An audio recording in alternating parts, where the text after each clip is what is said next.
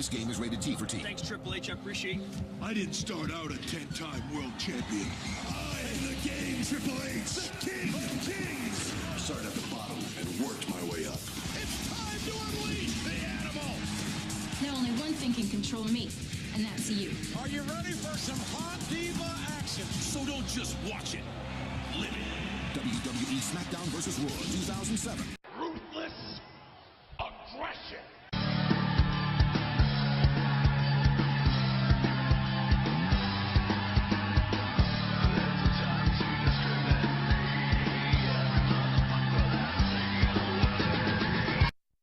Hello guys, and welcome to the Ruthless Aggression Era podcast. That's the RA Era podcast. You can follow us on Twitter, that's at RA Era podcast on Twitter. And then you've got Facebook, that's again RA Era podcast on Facebook. And my name is CJ, and I am speaking on behalf of the other two lads that are part of our amazing podcast team. That's me, Mike, and of course the one and only Dave. So today what I'm going to be talking about is a couple of things that I need to get off my chest. I thought I'd make a little bonus podcast for you to listen to, and it's about video games that were based around the Ruthless Aggression, video games that are WWE Ruthless Aggression Era.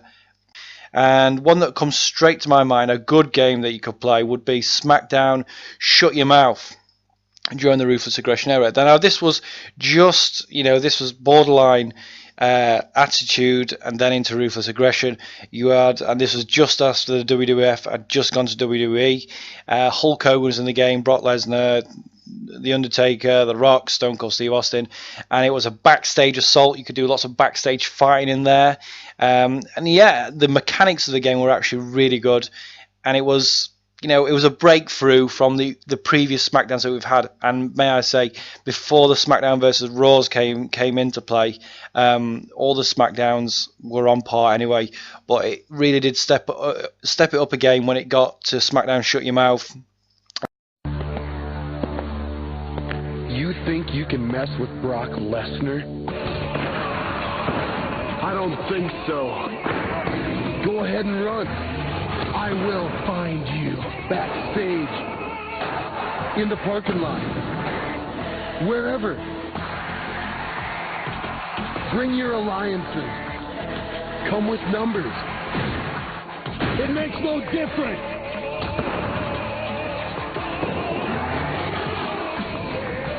Cause in here, it's over. F5. SmackDown. Shut your mouth. SmackDown Shut Your Mouth. Only for PlayStation 2. Rated T for Teen. And then moving on to the next one, which was SmackDown Here Comes the Pain, which was a year later. Now, guys, give me your thoughts on this game. SmackDown Here Comes the Pain. It's the one that's got Brock Lesnar on the front cover. What do you think about it? That game blows the rest of the SmackDowns out of the water, in my opinion. SmackDown Here Comes the Pain. Again, it's got backstage assault on it. You've got amazing graphics on it, and the roster is just packed full of wrestlers. You can be Brock Lesnar, you can be Goldberg, you can be Rey Mysterio, Edge, all the guys part of the Ruthless Aggression Era. And this, for its time, was one of those games that it's a timeless game. It's a game that I can play, and I still do. I've got it on my PlayStation 2 now. I sometimes wipe it out and have a go on it, because it's really fun to play, especially when you've got your friends round. And it had that, you had a chance, if you had a multi-tab on your PlayStation 2, you could play with 6 characters all at once on SmackDown Here Comes the Pain. Brilliant game for the PlayStation 2. I can't knock it, to be honest. I can't recommend it enough.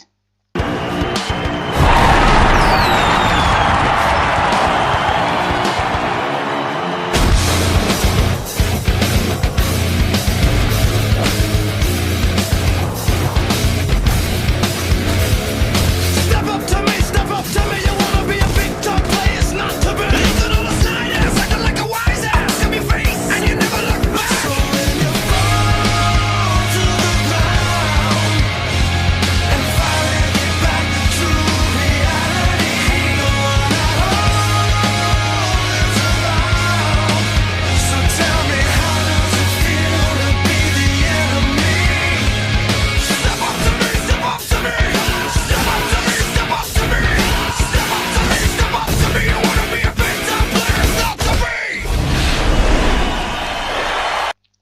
couple more that are part of the Ruthless Aggression, and these ones aren't particularly that good, if I'm being completely honest. WWF Raw on the Xbox.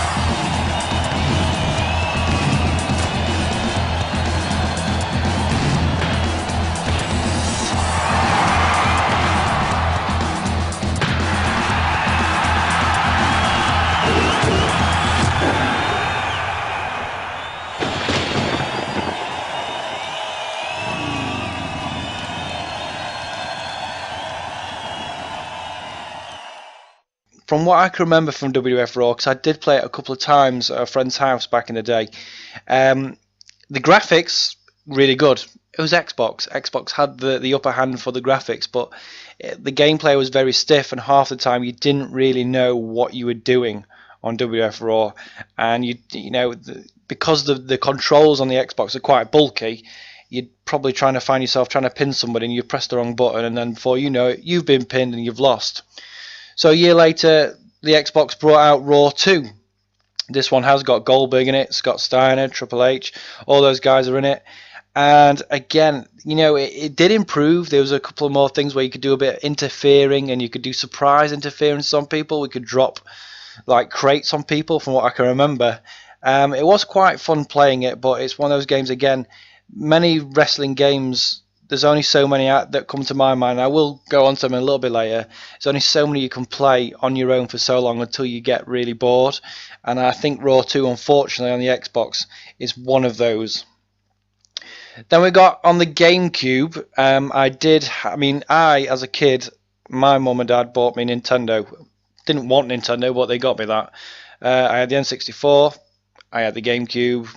The GameCube games, the first one that I played was WrestleMania X8. WrestleMania X8, first like really good graphical game for the GameCube, wrestling game, and yeah, it was good. But again, it's one of those games where you could you can play it on your own for a little bit, but you would need your friends around to play it. Then they did one another year later, and that's WrestleMania 19. Rated T for teen. This is the culmination of everything I've ever worked for. This is my chance to live forever. 55,000 people are about to scream my name.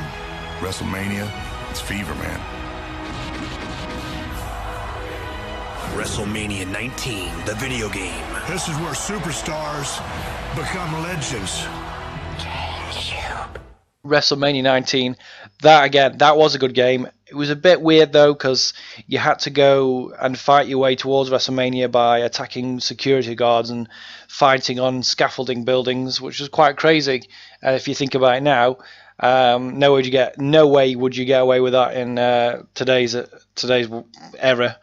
But WrestleMania 19 was a fun game, and you could play a couple of hours on there on your own and not get bored. And then you went to Day of Reckoning. I got that game, Day of Reckoning.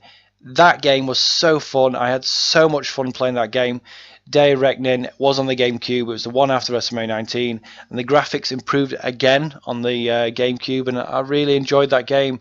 And if you ever do get a chance to get a GameCube, please do have a go on that one, especially when the one that comes out the year later, which is a bit further down our timeline, but like I said, if you've got a GameCube, give it a try. Day of Reckoning 2, again, graphics get better, the game mechanics get better, the wrestlers get better, and for a GameCube, I was very, very impressed for a wrestling game. I would argue and say that the GameCube didn't really get near the PlayStation 2 games, but for a GameCube, I was quite impressed. And then when I was going back, the games I've said earlier, the ones that I'd come back to are the ones that stand out in my mind, and I'm sure pretty much everybody else's mind. There's two games in particular. That is WWF No Mercy. Ever since college, me and my brother Devon have had a real problem showing mercy. Back then, we showed no mercy in the classroom. And now, the W Boys show no mercy in the ring. So when THQ asked us to be the No Mercy spokesman, we naturally agreed. Wage war in all new backstage areas. Perform vicious double team moves and show no mercy in the high-flying ladder match. WWF No Mercy for Nintendo 64. It doesn't get any badder than this. Rated T for T. Arguably the best wrestling game ever. WWF No Mercy on the Nintendo 64. And this is a game, when I was 11 years old, I got that game. I played that thoroughly. The storyline is brilliant because it's actually a storyline that actually happened in the WWE at the time, and you wanted to play it, and it was just amazing. I mean, there was things that you wanted to unlock. I had a shop on there. You could shop for things, and it was just, you could fight people. You could even hit people over the head with a huge rock autobiography, or a big massive Stone Cold Steve Austin can of whoop-ass or whatever it is. You could hit people over the head with those. Andre the Giant was in there. You had to unlock him, but you had to have like loads and loads of money. You had to get to unlock Andre the Giant, or The Rock's $50,000 shirt for your creator wrestler. Brilliant game, No Mercy. I've played that numerous times since I was 11 years old. I've been back and forth with N64 and played it numerous times. It really is a good game.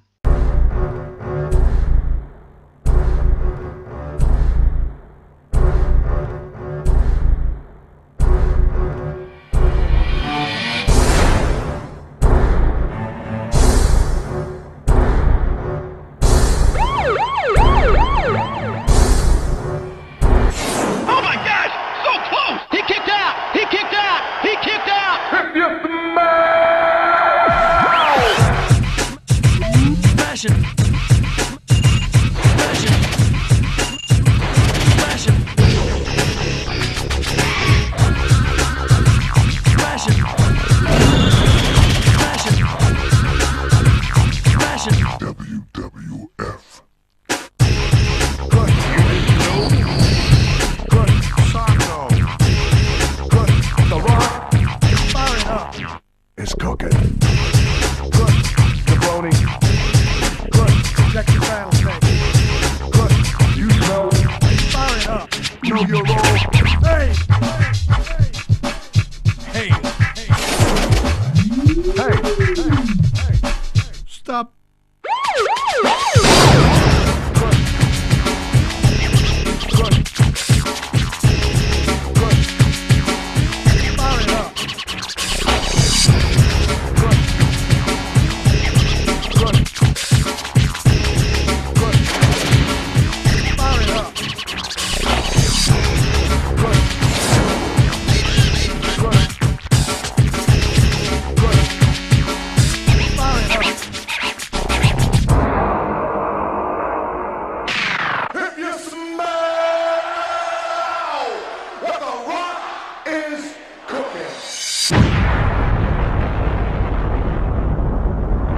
So that was just a bonus for you guys. I thought I'd have a little chat about wrestling games, especially for the Ruthless Aggression.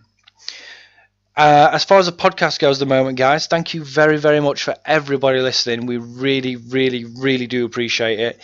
And I'm sure you can all appreciate the hard work that Dave has put in on his side of things with him reviewing Raws and SmackDowns.